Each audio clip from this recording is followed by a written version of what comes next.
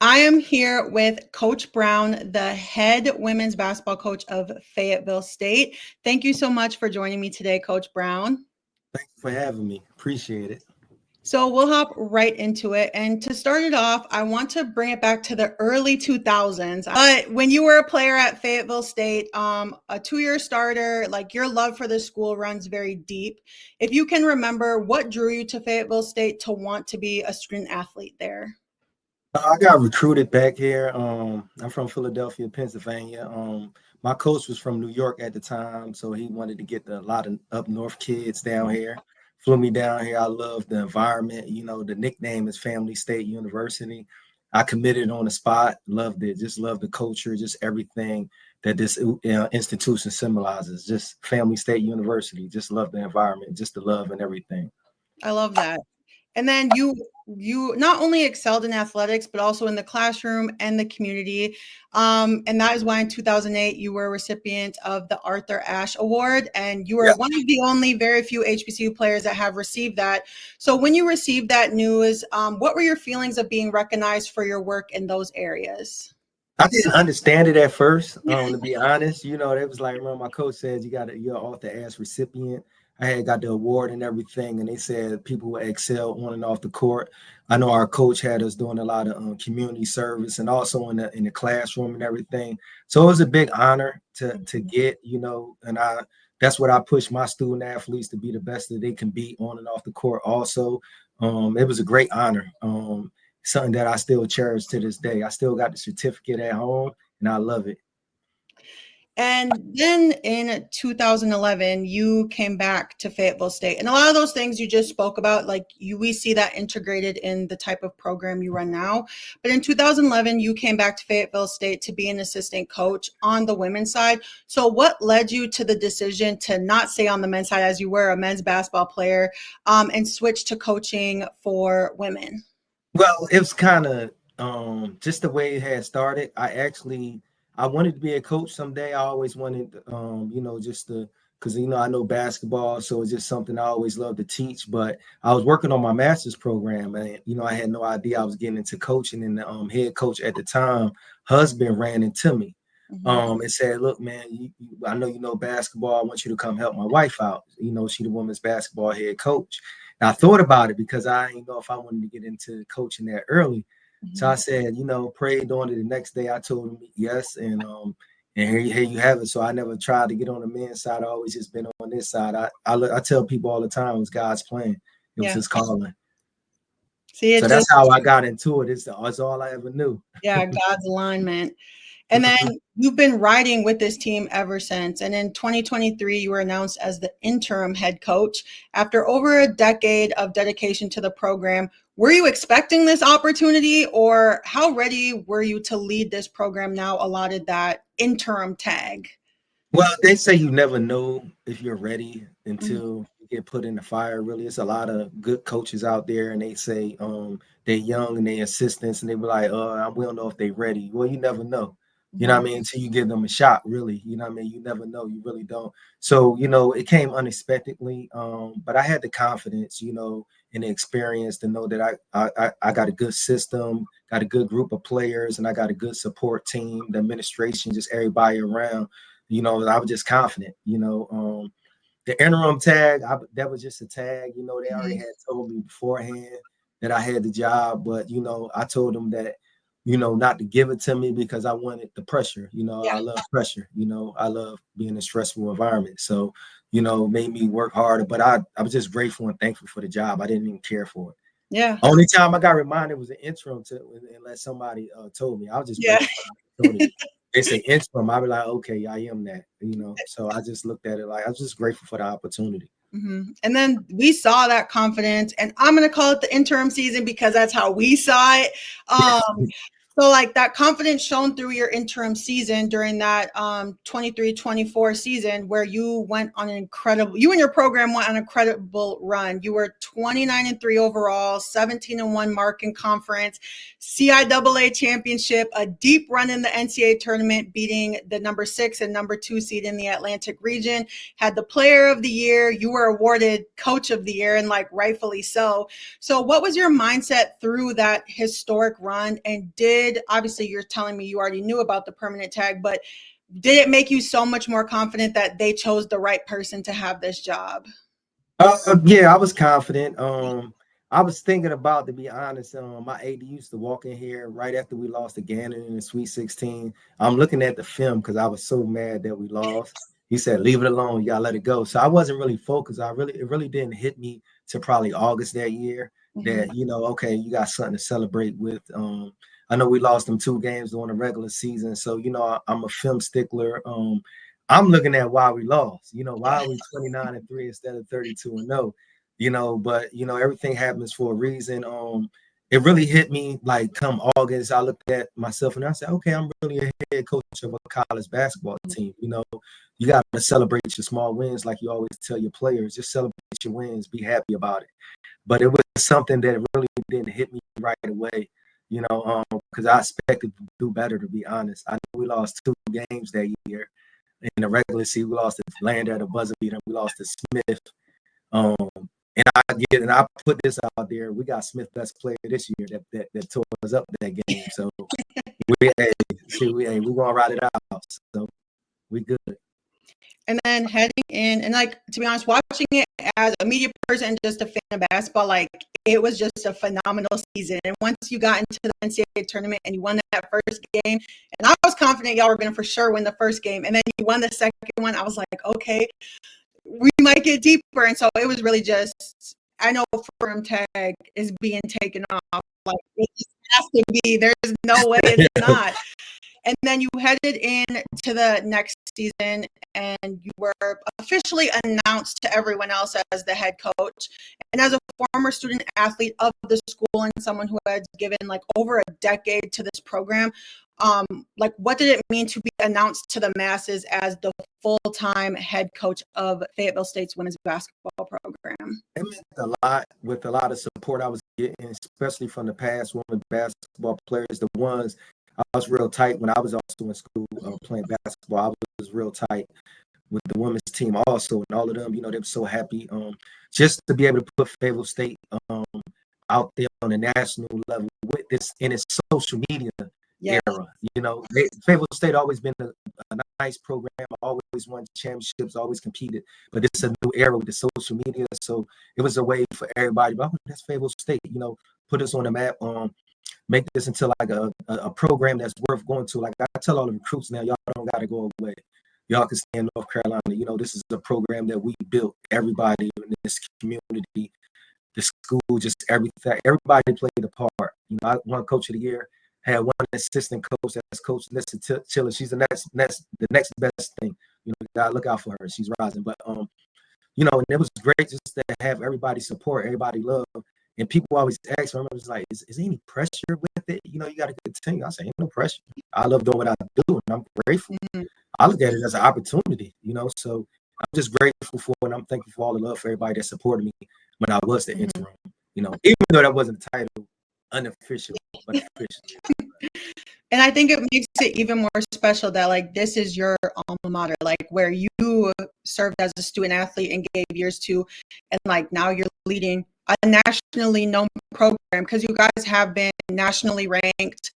You've climbed the ropes. You're a team that everyone, especially in that Atlantic region, usually they don't want to put y'all on the schedule because they're like, we know this is going to be a good game regardless.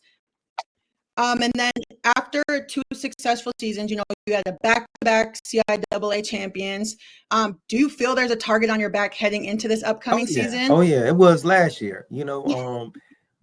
Every team plays us tough, and I like Talia Trotter, our point guard. Early on in the season last year, you know, and I told her, I said, you're going to be everybody's scout. And you could tell everybody did their homework on her. You know, they bottled her up. It took the young ones to gain their experience and their confidence to really free her up. We put her in positions. But we know that for a fact. You know, I have had coaches that told me that we're gunning for y'all, you know, Yeah. and that's a good thing. You know, we love it. I let them know that. And the thing about this team, they love it. They love playing the villain role. They love it. Like they relish it. They live up to it. You know, got a great group of players, great group of kids. They just love it. They love the pressure. They have that mentality. So we love it. You know, tough for us to get games this year. We I'm have a sure. good schedule. Don't nobody want to play us. But the teams that do, that we appreciate that. But you know, it was kind of tough, man. We still, they deserve more games, our players, but we just want to take what we can get. And So like you said, every coach is already saying, but like every team is going to want to knock out the champs. Like, and you guys are just back to back. So it comes with the territory of, especially non-conference teams, of teams being like, we don't even want to risk playing these guys. Yeah, it's local teams around here that are always good, like Pembroke. They will always go to we play Coker this year. They went to the Elite Eight, and that's good. The coach down there doing good stuff. So we got some good games that, you know, we like to play nationally ranked opponents, of course. Test it out, but we got some, you know, good games. And they want to play the best. You know, I remember Nyla Bryant, when I first got the job, she said, Coach, don't put no cupcakes on our schedule. We want to get talent. And you know, that's the mentality that they have. So I went with it, and that's what I do all the time. We don't want to play against no teams that we feel as though that we can beat. We always want teams that, you know, can give us a good run for us money to help gain our experience, so we could see the gap defenses or, you know, the pack lines and all that. We want to see the best of the best. And so, like, the elephant in the room, everyone knows, like, the three-peat is right there for you guys. I have Fayetteville State alum and fans commenting to me all the time, like, the three-peat's coming, it's coming. Is that for you and your coaching staff and a team, like, is it on your mind? Is it the leading factor? Or are you just keeping them focused on the bigger goal of just being who you guys are and staying focused on game by game winning? Oh no, I let them know, my players. Hey, you know, it's the mentality. You know, I'm upfront and honest with them. I'm not going to play like the underdog role. We make them win a couple games. We not, to be honest, we playing a tough conference. We not focused on a three-peat. We really believe we have the ability to finally win a national championship. So that comes with it. Of course, you would have the three-peat to do that. You know, we're knocking on the door. We lost again in the twice, and they were the region champions. Well, we're knocking on the door of them. Last year, we seen some things, you know, ran out of gas, but, you know, so we're knocking on the door. We're more experienced now. We know what to do when we running that marathon. You know, we know. So I let them know. They had a team meeting with them the other day. They expect us to win a national championship, you know, and that's something that we want, and I believe that we can do. So just build that mentality with them, like I did the first year. You know, they tell you from day one when I first got the interim job, I let them know we're gonna make noise in the tournament, and they believed, and we did. You know, even though everybody probably was looking at me like, "Oh, he crazy." No, I really believe.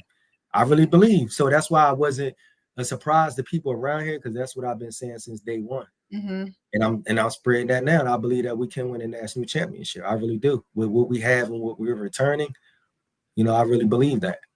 And that's a perfect segue into my next question. Your roster you've built coming into this upcoming season, you have had quite a bit of transfers, including D1 transfers who bring experience, like they played on the teams they were on, as well as returning pieces. And so you say you're so confident. Can you talk a little bit about what went into building your roster for this upcoming season, and what is going to take that team to the next level with the pieces you've brought in? Well, the right fit. Of course, we lost Morgan Graham. You know, that's our everything defensive player. Lost Ashara Hayes. That was our two starting posts. Lost Kiana McLaughlin. Lost Daisiana Wilson. Of course, we built our program up with freshmen. So, you know, all four of them players were freshmen that came in. Well, Daisy came in with 3 years. So the ones like Kiana O'Neal, who was really, really good. Y'all gonna see this year. Talia Trotter, who's, I always say, people don't give her flowers. Like, she's been the best facilitating point guard in this conference. All she does is win 20 games a year, never get rattled. do what she runs the show, just does everything right. Team captain since her sophomore year. Got Olivia Evans, of course, Nia Wilkins. So we returned 3 out of our top 4 scorers. Plus our younger ones have more experience. So that's what our program, that was the vision of our program from the start. So as they go out, new ones step up and come in. So we got Nevaeh, of course, Amina Miles. She was our 6'2". She started on our team that went 29-3, but she missed the season last year with a hip injury. We got a bunch of good transfers coming in. We got 4 legit post players coming in. Of course, Khalees Carmine from Smith. She averaged double figures 2 years ago. We got Mara Island from Howard, 6'2". Both of them are 6'2". Got Rebecca, she's 6'3". Got Layla Harris, she's 6 foot from Central. Then we got some good freshmen, but got another good point guard, Amari Kirkland. We got some good players all up and down the roster. And we're very deep this year, like very deep. And I know when you go to the NCAAs, you can't go up there with just 8 people. You need at least 12 or 13 because when we play them teams, they go deep. So that was my vision for this team. We live and we learn. Yeah. So yeah, we got a pretty good roster and all the pieces fit and they all have the right mentality and they all know the goal and the mission at hand and what we want to do. And I think that is a testament to the culture you've built, that you in this day and age of the transfer portal, you get kids to stay. They're not like typically one and done like these. A lot of the Fayetteville State players are returning players. They stay for 3-4 years, and like that just speaks to the culture you've built and just that winning, because at the end of the day people love to win, and like once you get that, players don't want to leave. And so I love that. I'm super excited to watch you guys this season. As you know, I be keeping my eyes out for everything and like doing my research, and so I'm really excited of what I've seen on paper, at least what you guys have built for this upcoming season.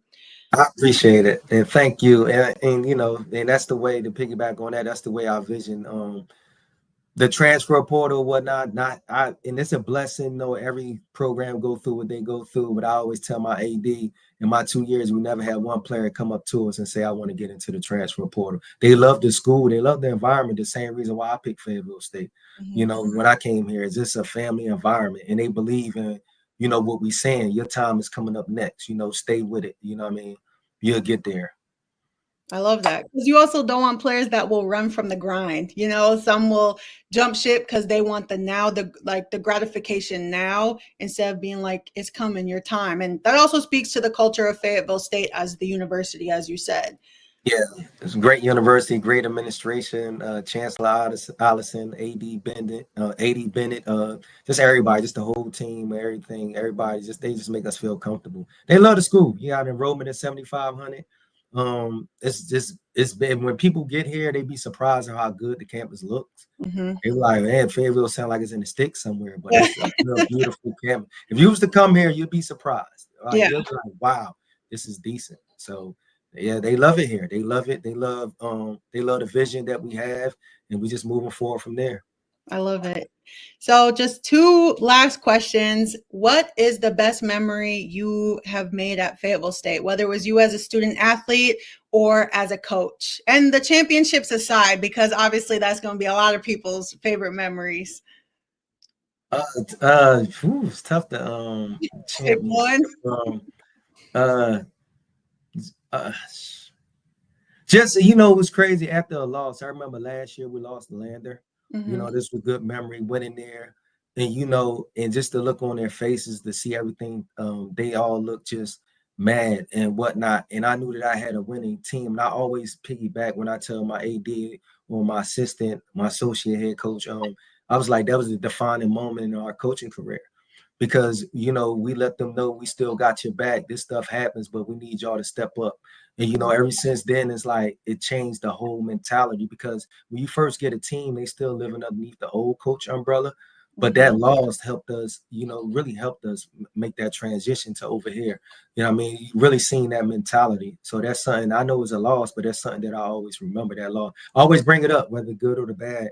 The bad is that we lost the game, but the good is that's when the team turned around. It ignited that fire. Yeah, I guess they had to see how I reacted at the loss. I put the loss on me. Like every other loss, I said that was my fault. You know what I mean? Because I let some stuff, some stuff that shouldn't have went down. So, that wasn't my way. You know what I mean? So I put that loss on me. You know what I mean? It was, hey, So, and as you said, 2 memories or just Just one? one. Just one. Okay, yeah, that's the one. That's the one Okay. legit memory. I hate that it got to be a loss, but it was the defining moment, though. And I have to tell you, watching you coach, you are very cool, calm, and collected. And like one memory I have of watching you coach, because cameras will be panning. It panned to you. You had a snack in your hand, and it was like one of the championship games, and you were just like eating your popcorn, whatever the snack was, and you're just I can see. So all the alumni, everybody running to, they know I eat seeds. They be having me boxes of seeds and everything. I eat seeds sunflower seeds all throughout the game. Like, you're so calm. I'm like, man is not panicking. He's snacking on the sideline during the game. Because I believe in my team. I believe that they well prepared. Everybody, we're not going to make every shot. We're not, we're going to turn the ball over. The other team is going to score, but I believe in the process of the whole game. I ain't going to panic. I'm like, I believe we could be down 10. I'm like, I know Trotter and them going to come up. I know Morgan and them going to step up, and I just relax because we've been here before. So as long as I got my seeds, I go through a whole bag every game. That's all I eat. The seeds. Everybody always asks, what I be eating? Seeds. I eat seeds. I really was curious though. I was like, is it Skittles, popcorn? Not seeds, sunflower seeds, plain sodium, not low sodium. And then we're gonna have to work on a sponsorship for you so you can have the little bag on the sideline. Oh yeah, they try to see it. You know how they is CIAA. We got to go within the rules. So I got to hide all of that. So I dump them all in my hand. I'll just keep them there. And then the last question, and I mean, it's kind of, spicy trying to see what's going on for this year. What is your favorite CIAA team to play against, or the one you're looking forward to play against this year? It can be all of them. It can be whatever you want. But which one do you have really circled as like, oh, we know we're going to get up for this one? Well, in the past, that's a tough one. But, there's a lot of great coaches in the CIAA. There is. That don't get they just do. We always got the rivalry with Winston. They got they got Coach T. She did a great job at Union last year, so we know that she gonna have them ready. Always respect Coach Ebony. When she was at St. Aug, she always come. They beat us last year. She always come with great game plans and everything. Coach Swan up at Bowie State, always a great coach. She's been doing it for years. Coach T down in Claflin. It's a bunch of the coaches, man. We got some great coaches in this conference. I know I'm missing a couple of them. And, so every game is never a cakewalk. Every game is a dog fight. Oh man, it goes down, So we look forward to every game. We circle every game. With the environments that we like to play in, of course, Winston environment. That environment is crazy. It's crazy. Claflin has an environment that's they get after you, but they turn my team up because my team like that.